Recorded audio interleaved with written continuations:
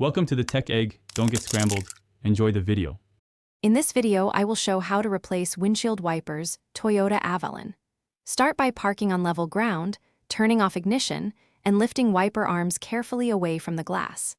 Inspect blade attachment types and select matching replacements to prevent improper fit.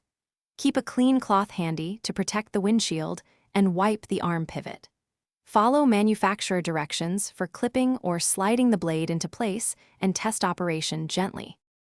With the arm raised, press the release tab or unclip the old blade while holding the arm steady to prevent sudden drops.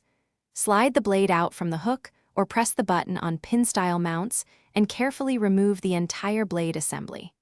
Inspect the arm and blade connection for corrosion or bent parts and clean the contact area with a cloth.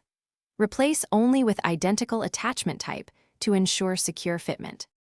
If you are finding this guide helpful, please subscribe and like so I can keep making useful how-tos. Quick recommendation. A short read I enjoy is The Simple Path to Wealth. It makes saving and practical choices feel simple, like choosing the right wiper blade. Check the description for the link and other deals, and now let's get back to the video. Position the new blade connector into the arm hook or pin, then slide or snap until you hear a clear lock click indicating secure fit.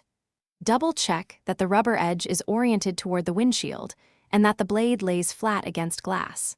Lower the arm with control to avoid sudden contact and power on briefly to test a full sweep.